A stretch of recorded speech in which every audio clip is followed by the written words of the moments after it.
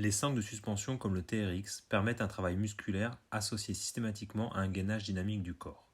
En effet, la recherche de l'alignement du bassin, du buste et de la tête est un des principes d'utilisation de cet accessoire, et il est permis par une contraction permanente des abdominaux et des fessiers. Il permet aussi de s'adapter à tous en variant l'inclinaison et donc la difficulté de réalisation. Chaque mouvement doit être réalisé lentement avec maîtrise, on ne recherche pas un haut niveau de répétition. De plus, dans une vidéo précédente, je vous ai présenté l'autre facette du TRX avec des exercices d'étirement et d'assouplissement. Ici, nous parlerons d'une routine d'exercice pour les épaules. Vous trouverez l'ensemble des mouvements nécessaires pour renforcer vos épaules et travailler leur stabilité face au déséquilibre dont doit faire face cette région du corps. Attention, comme toujours, c'est une partie du traitement et en fonction de votre pathologie, vous ne pourrez pas tout réaliser. Tenir les deux poignets à une main. Glissez les omoplates en arrière de ce même côté en gardant le coude le plus tendu possible.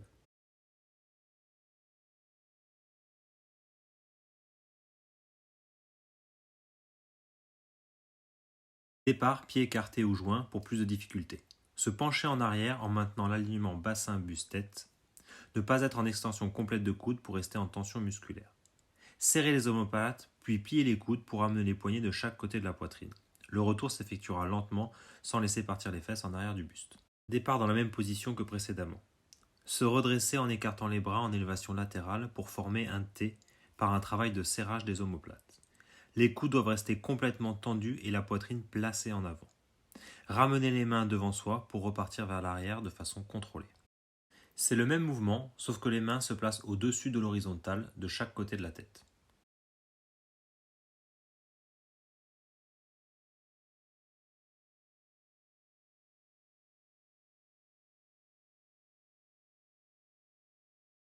Se placer en table, toujours avec l'alignement cuisse, bassin, buste. Bien régler les sangles pour avoir au départ du mouvement les coudes tendus. L'objectif est de se tracter en essayant de plier les coudes au minimum. L'amplitude du mouvement doit être possible parce que les omoplates ont glissé en arrière et se sont rapprochées au maximum des épineuses. Le retour est toujours lent et contrôlé.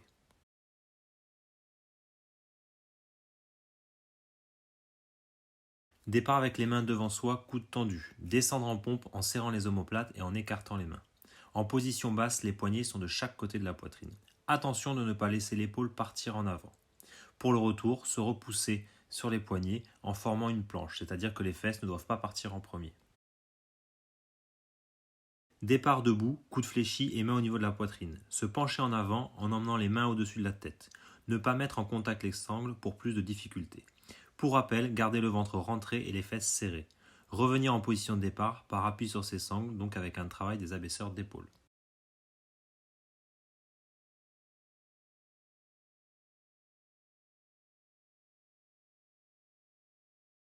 Le but est d'arriver debout avec les épaules en position R2, avec les mains de chaque côté de la tête.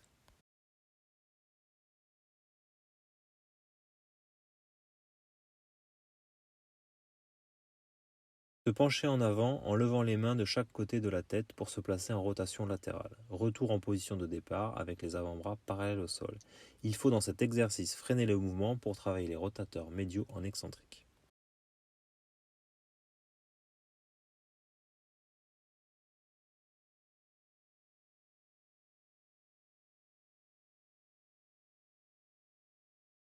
Réglez les sangles au départ pour avoir les coudes tendus. Amenez les mains en arrière des fesses en gardant les épaules basses. Appuyez sur les sangles et montez un peu sur la pointe de pied. Le mouvement recherché est d'amener la pointe de l'omoplate vers le bas et le centre de la colonne vertébrale.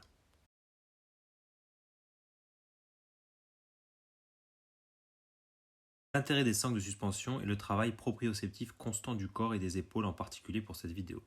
Dans cet exercice, en position de pompe, tendre un bras en latéral en maintenant la stabilité de l'autre côté et sans laisser la tête humérale s'échapper vers l'avant.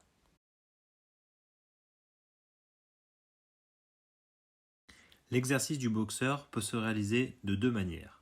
La première, coude tendu au départ, ce qui est plus simple, ou alors coude fléchi pour plus de difficulté. Le mouvement est ensuite le même, tendre et fléchir le coude devant soi d'un même côté sans rien bouger d'autre. Pour en rajouter une couche et insister davantage, gardez les fesses serrées, le ventre rentré et toujours l'alignement bassin, thorax, tête.